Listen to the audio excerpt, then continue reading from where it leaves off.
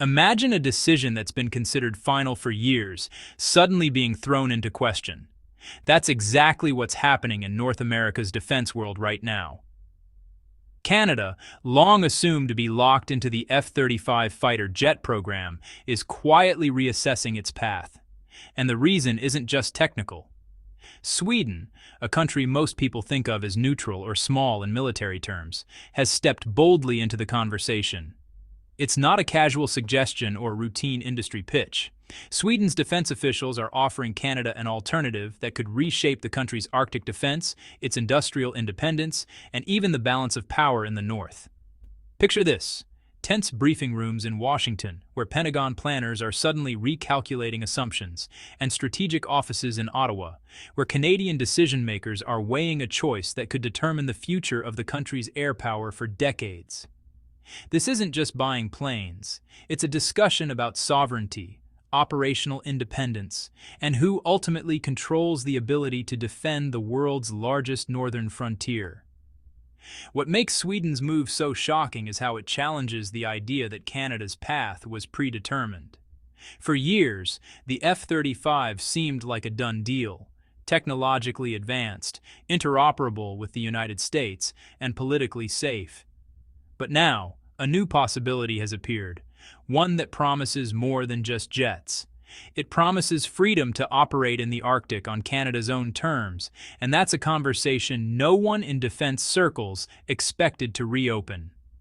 By the end of this video, you'll understand why Sweden's unexpected intervention has become one of the most consequential debates in North American defense today, and why Canada's choice could influence Arctic strategy for generations. To understand why Sweden's move is such a game changer, we need to step back and look at Canada's situation. For years, Canada's fighter jet path seemed clear: the F-35. It was technologically advanced, stealthy, and part of a system that ensured close integration with the United States through NORAD. On paper, it looked like the perfect solution. But the reality of defending Canada's Arctic is far from simple. Think about it. Canada has the largest northern territory of any NATO member. Its air bases are scattered, runways are short, and the weather can drop to extreme sub-zero temperatures for months at a time. Maintaining complex fifth-generation fighters like the F-35 in those conditions is not just difficult. It's a logistical headache that tests even the most robust systems. The F-35 itself isn't immune to these challenges. Maintenance backlogs are common. Some sensors and canopy systems can struggle in severe cold, and access to mission data is tightly controlled by the United States. That means Canadian pilots and engineers often rely on another country's approval for updates or customizations. These are not minor inconveniences. They directly affect operational readiness in a region where every hour counts. The Canadian military has been aware of these issues for years, but they rarely make headlines. Internally, planners have quietly discussed whether the F-35 can truly meet the unique demands of Arctic operations, and this is where the tension builds. The jet that seemed like a certainty may not actually be the best fit for the harsh northern realities. This backdrop sets the stage for Sweden's surprising intervention. The F-35's limitations, combined with Canada's Arctic challenges, created a space for a new option, one that promises flexibility, reliability, and sovereignty. And that's exactly the opportunity Sweden is stepping into. Now let's meet the unexpected player shaking up Canada's defense plans: Sweden. For decades, Sweden was seen as a neutral observer in global security, known more for diplomacy than military power. But that image changed in 2024 when Sweden officially joined NATO, suddenly positioning itself as a key Arctic actor. Sweden isn't new to cold weather operations. Its military has decades of experience operating in harsh winter conditions, training from dispersed air bases, and maintaining aircraft in extreme climates. Combine that with advanced aerospace engineering, and Sweden becomes more than just a partner. It becomes a country whose experience aligns closely with Canada's Arctic challenges. Once integrated into NATO, Swedish defense planners reevaluated their strategic role in Northern Europe and the Arctic. They realized something important. Canada's fighter jet decision isn't just a Canadian matter, it affects the stability and security of the entire Northern Shield. A fighter unsuited to Arctic operations could create vulnerabilities not just for Canada, but for Allied operations across the North. With this in mind, Sweden presented a new proposal to Canada, a fully modernized Gripen-E partnership that emphasizes sovereignty, operational independence, and Arctic suitability. Unlike previous offers, this one isn't just about selling aircraft. It's about building a strategic partnership where Canada can operate effectively and independently in its own Arctic territory without being fully reliant on United States systems.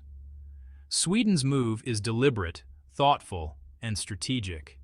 It's not lobbying or marketing, it's a geopolitical statement. By stepping into this role, Sweden is signaling that smaller, capable nations can shape the defense future of allies, not through pressure, but through expertise, competence, and alignment of strategic interests. So why is Sweden's Gripen-E suddenly on the table for Canada? The answer lies in how this aircraft is designed to thrive where others struggle, especially in the Arctic. Unlike the F-35, which relies on long runways, extensive maintenance infrastructure, and centralized support, the Gripen-E is built for flexibility and independence. Imagine needing to operate from a short stretch of road in the far north, with freezing temperatures and minimal equipment. The Gripen-E can take off from 2,600 to 3,000-foot improvised runways, refuel and rearm in just 10 minutes, and do all this with a crew of only 6 technicians. Its systems are designed to withstand sub-zero temperatures without suffering sensor failures, canopy freezing, or engine degradation. In practical terms, this means Canada could keep jets in the air even if a primary base is inaccessible or damaged, something the F-35 struggles with in extreme cold. But operational advantage isn't the only factor. Gripen-E offers Canada a level of sovereignty that the F-35 cannot. Canada could assemble aircraft domestically, manage its own software and mission data, and integrate non-United States weapons without asking for permission. For a nation with vast northern territory and a growing emphasis on Arctic sovereignty, that independence is a game changer. In short, the Gripen-E isn't just another fighter jet. It's a platform designed around resilience, speed, and autonomy. It gives Canada the freedom to defend its Arctic territory on its own terms, rather than being tied to a system optimized for centralized, United States-controlled operations. This combination of operational reliability and sovereignty sets up the next big question. How does this choice fit into the broader geopolitical picture, and why does it matter not just for Canada, but for the Arctic as a whole? Choosing a fighter jet isn't just about technology. It's about strategy, sovereignty, and survival in a rapidly changing Arctic. Canada's northern frontier is no longer quiet or predictable. Melting ice is opening new shipping lanes. Russia is expanding military bases and deploying long-range interceptors. And China, calling itself a near-Arctic state, is increasing its economic, scientific, and intelligence presence. The stakes have never been higher. Canada's territory stretches thousands of miles north, but much of it is sparsely populated, with limited infrastructure, short runways, and extreme weather. Traditional United States-centric defense systems like the F-35 were designed for well-resourced bases with centralized maintenance. They weren't built to operate repeatedly from remote strips of ice or gravel, or under conditions where infrastructure might fail. This is where Gripen-E's Arctic-specific design becomes strategically critical. Its dispersed basing capability, rapid turnaround, and minimal maintenance needs aren't just convenient. They directly address the real-world operational vulnerabilities Canada faces. It's a fighter that can keep airspace defended even in unpredictable or hostile conditions, giving Canada a level of resilience that the F-35 can't guarantee in the far north. In other words, this decision is about more than jets. It's about who can reliably project air power in the Arctic and under what conditions. For Canada, this is the front line of sovereignty, and any aircraft it chooses will shape its ability to respond independently to both natural and geopolitical challenges. Sweden's proposal aligns perfectly with this reality, positioning the Gripen E as a tool for not just operational success, but strategic autonomy. The Gripen E isn't just about flying in the Arctic. It's also about building Canada's defense and aerospace independence.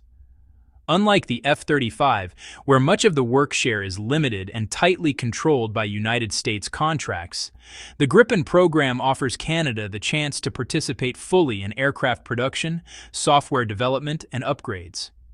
Sweden already has an international co-production network, with Brazil as a key partner. Brazil produces major fuselage sections, avionics components, and has complete access to mission systems and software. Canada joining this ecosystem would create a truly independent, tri-continental partnership, Sweden, Brazil, and Canada operating outside United States control. This isn't just a technical advantage, it's a geopolitical one, giving Canada a stronger voice in its own defense decisions. The industrial benefits are significant too. Establishing domestic Gripen assembly and testing facilities would create thousands of skilled jobs, revitalize aerospace industries, and foster long-term economic growth. For comparison, Canada's work share in the F-35 program is comparatively limited and decreases over time, meaning fewer opportunities to influence production or develop indigenous capabilities. Historically, Canada hasn't had this level of aerospace independence since the cancellation of the Avro Aero in the 1950s, a program that symbolized national innovation and sovereignty. With Gripen, Canada has a chance to reclaim that spirit, not just in technology, but in shaping its own strategic future. In short, this is about more than planes. It's about a nation regaining control over its defense, industrial capacity, and the ability to act independently on the global stage. And all of this leads to the core dilemma Canada now faces: aligning fully with the United States, pursuing complete sovereignty, or finding a balance between the two. Now we arrive at the heart of the debate. What kind of military future does Canada want? On one hand, there's the F-35, a fighter that ensures deep integration with the United States. Interoperability, joint missions, and shared intelligence all come easily. But that comes at a cost: dependence on United States software, approvals and maintenance systems, and limited control over long-term upgrades. On the other hand, the Gripen E represents a model of independence. Canada could operate its Arctic Air Force on its own terms, update mission data without waiting for external approvals, and maintain aircraft in the harshest northern conditions with minimal support. It's a fighter built for sovereignty, resilience, and adaptability. Canada could also pursue a hybrid approach, keeping some F-35 capabilities while leveraging Gripen's Arctic-specific advantages. But even that raises tough questions. Can a mixed fleet really give Canada the independence it needs in a rapidly contested Arctic? How much reliance on the United States is too much when defending territory thousands of miles from southern bases? This isn't just a technical or procurement decision. It's a philosophical one. Choosing between integration and sovereignty touches on Canada's identity as a nation, its role in NATO, and its ability to defend the Arctic when the world's most strategically important frontier is at stake. Every option carries consequences, but one thing is clear: Sweden's proposal has reopened a debate Washington hoped was settled. Canada is no longer deciding simply on a jet. It's deciding what kind of strategic actor it wants to be for the next 40 years. Canada's fighter jet decision is no longer just about aircraft. It's about the future of Arctic sovereignty, strategic independence, and national identity. Sweden's bold move has forced Canada to rethink assumptions that seemed set in stone for decades. By offering Gripen E, Sweden has shown that smaller, capable nations can influence global defense strategy not through pressure, but through expertise, foresight, and alignment of shared challenges. The stakes are high. The Arctic is transforming into a contested strategic frontier, with Russia expanding its northern military presence and China increasing its influence. Canada's choice will shape not just air defense, but its ability to act independently, respond to emerging threats, and safeguard the world's largest northern territory. Gripen E offers operational resilience, sovereignty, and industrial growth, while the F-35 guarantees interoperability with the United States and a well-established system. Now the decision rests with Canada. Follow the path of full integration, embrace a sovereign, Arctic-ready model, or try to combine both approaches. Each option carries implications for national security, NATO alignment, and long-term industrial capability. So, what do you think? Should Canada prioritize sovereignty and Arctic reliability over strict integration with the United States? Can Gripen E's independence complement Canada's NATO commitments, or is the F-35 the safer, proven choice? Share your thoughts in the comments below. Your perspective helps deepen the conversation. If you found this analysis valuable, hit the like button and subscribe to the channel. Your support allows us to explore more stories at the intersection of defense, strategy, and Arctic geopolitics. Stay informed, stay engaged, and join us as we watch Canada navigate this pivotal decision that could define its Arctic future for decades to come.